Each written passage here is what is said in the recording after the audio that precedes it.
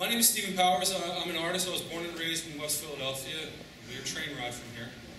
And I left Philadelphia in 1994 for the greater pastures of New York City, although I maintained a mental residency here in Philadelphia. And I had the wonderful opportunity in 2009 to come back to my hometown and create a project, an art project in West Philadelphia called A Love Letter for You, which encompassed 50 walls along the Market Frankfurt line in West Philadelphia, and it was a really tremendous project, and you can read all about it on the internet, but I'm not here to talk about art. Art, as great as it is and as nice and luxury as it is, it doesn't have the impact for a community that signs do. Signs obviously are pieces of machinery used in the mechanics of commerce and making money. And although the businesses in West Philadelphia appreciated the foot traffic that we were bringing with the art project we created, they were very much interested in signs and the immediate financial benefit that signs provided for them. So with that in mind, we created some signs for West Philadelphia, and we started looking at the sign shop as a vehicle for not only art, but for commerce and for helping people in their everyday lives.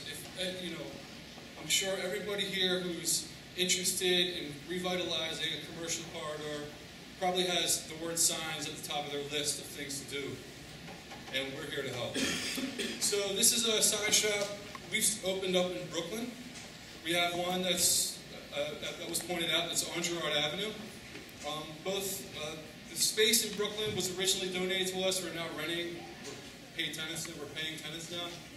The space that we have on Girard Avenue, it's a symbiotic relationship between a developer who's interested in seeing new businesses come into this area, and us, and we're interested in giving signs away for free or for maybe the cost of supplies. The nice thing about doing a free sign, when we first started doing this in 2003 in Coney Island, we couldn't give the work away. Nobody wanted it. And when we'd offer a free sign, everybody in Coney Island immediately sensed that there was a scam afoot. So it took a lot of work to force people to take free signs from us. But once they saw that there was no scam behind it, we had more work than we could handle. And the nice thing about it is when we give a free sign, we're hoping to get as much creative control as possible, and people are more than willing to let us do that. And this is a case in point. So the pet grooming store on Girard Avenue had a marquee sign, which, they're very expensive to get now. A marquee sign is a sign that hangs over the sidewalk that's anchored to the building. They've basically been lawyered out of existence. The city doesn't like giving permits for them, and it's a very expensive process. But the city of Philadelphia has hundreds of these signs all over the place. And from a more barbaric time, most of them were broken out courtesy of rocks thrown by neighborhood kids or overgrown kids. So we had the opportunity to make this sign. Google search provided me with the image of the angry cat, and we were off and running. One of the pitfalls that came with this, and I offer this as a cautionary tale, was we had a business owner that was very enthused and thrilled that he was getting a free sign, and at some point in the transaction he said, "Please, let me pay for supplies." And Mike, who was making the sign and dealing with himself, of course he could pay for supplies. And then when it came time to pay for the supplies, there was a huge argument about it, and we were called, pretentious gallivanting artists, and we were given a really hard time about it. So it's a lesson. If it starts out free, it's got to stay free. Even if people offer to pay for the sign, hopefully. Chicken Master. I, for one, welcome our new chicken superiors. This is a couple doors away from the sign shop, and this is, again, when we first started offering signs in the area, there was a high level of suspicion, and people weren't really believing that we were going to do this. But after Chicken Master, the floodgates were open.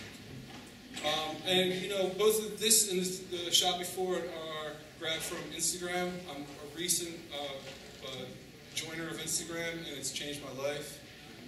For all you visual artists there is no better way, sorry Twitter, to connect with a crowd.